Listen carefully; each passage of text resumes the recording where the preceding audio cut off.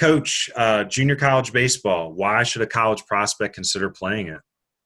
So I look at it a couple different ways.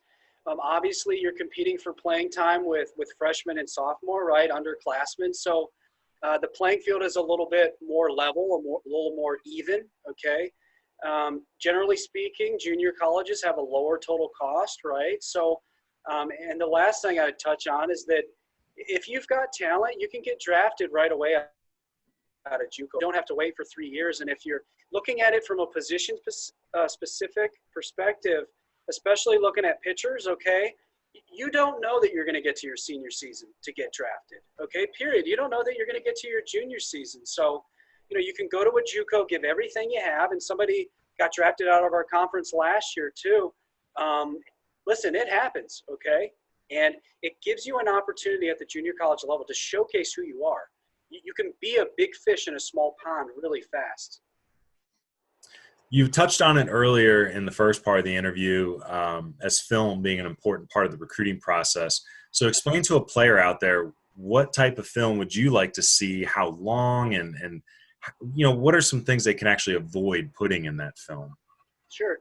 So the first thing that I would say that, you know, we talked about this being like a job interview process, okay? If you're going to send in your rep to a hiring manager, you better believe that it's spell checked and correct and accurate, okay? So in the same respect, if you're going to send a college coach video, it better not be blurry, okay? And I don't know why you're focusing on the feet, right? I mean, it's got to be a good angle.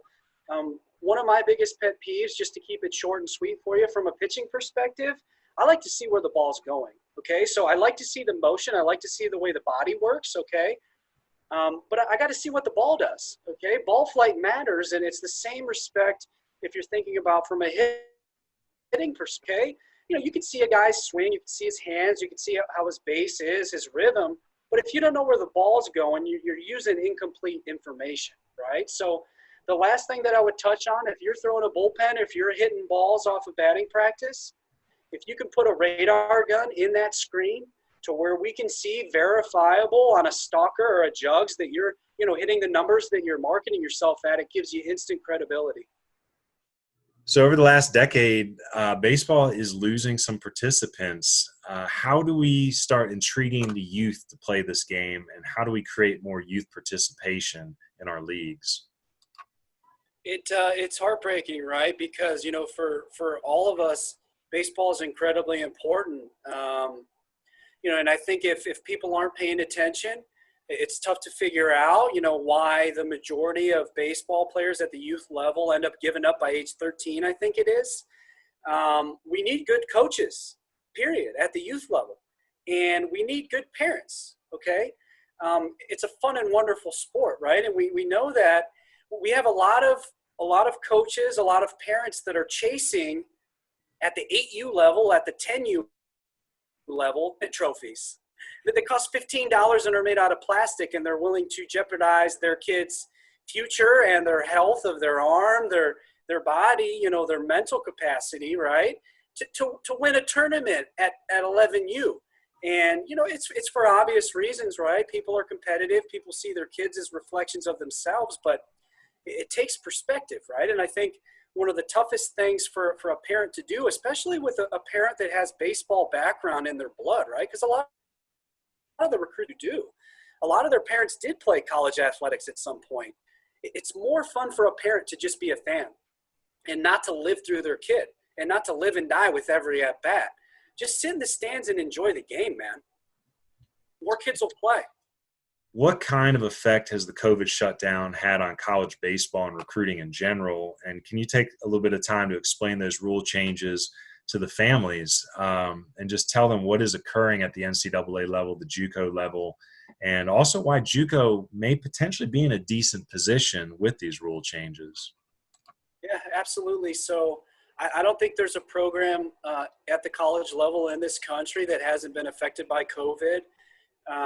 What it forced us to do, just out of necessity, was to become better at virtual visits, just getting better on the phone, getting better with doing Zoom videos like this sort of stuff, right? Because by nature, you know, we're good in person with folks, right? That's usually part of the thing, is that, you know, our goal is to get a guy on campus and make our impression that way. And it's the same thing that I tell our kids. You just got to get resourceful, right? So, comparatively speaking, the NCAA, just because of what's going on with football and stuff like that and public health, they're still limiting in-person recruiting. So we're fortunate now. It's June 25th. We're allowed to have folks on campus in person, and we just, we wear masks and we keep social distance.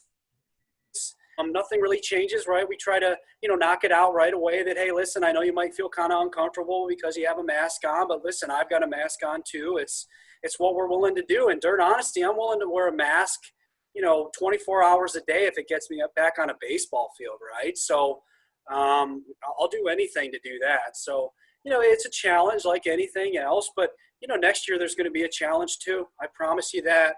Something's going to happen in the industry. Something's going to happen in college sports. Maybe something political is going to happen, and we're going to be tested again, right? I mean, that's just life. All right. This is the last question I got, Coach, and it's an important one. First, again, I really want to say thank you for taking the time to, meet with me through this meeting and support what we're trying to do here at Baseball University. But as we end the interview, it's no secret, I'm new to this, but at the same time, I'm entering into this showcase and college recruiting industry. I have my feelings about it, but I want to know, how do college coaches look at the recruiting industry right now? What are some things they're doing well, and what are some things that you'd like to see change? I think as an industry, it looks very similar to what it looked like, when I was a college baseball player. 2006 to 2010. It's a business. It is what it is. The dirt honest truth is that, some kids in high school and some of their parents, like they don't have a clear picture of how to market themselves.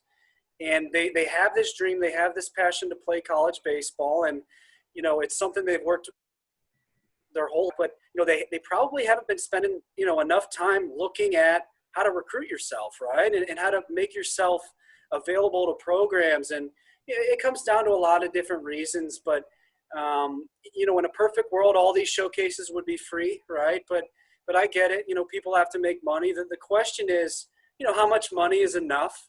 I think that's, something I'd like to hear answered. Like I said earlier, there's camps from Ivy League schools charging $300, okay, for a kid that has a 2.5 GPA. It's just about ethics and integrity, right? So we hold our prospect camps, we hold our baseball camps to either teach kids the skills they need to play at this level or to give them an opportunity, and we do it at a low cost. And it's something that I'm definitely, really proud of.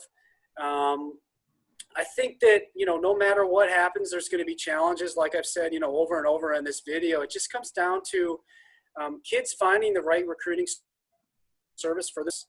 When I played, I did a lot of the outreach myself, right? A lot of emails, a lot of calls. I went on visits. I put myself out there. But at the same time, I also went to showcases, right? And I had a profile online. So I ended up finding my place through a relationship with the summer coach. So, it happens different ways. I think, one of the most important things, just to add on to that, and I don't want to talk forever, but it's, you've got to be resourceful and you have to have a work ethic about it. And, it has to be a daily thing. It's not one of these things to where you think about recruiting a couple times a year and you think that, you're covering all your bases by going to one prospect event. So, it's a lot to swallow for somebody that hasn't gone through it, but, you're never going to do yourself wrong or a disservice if you just ask questions with people, right? Just be honest.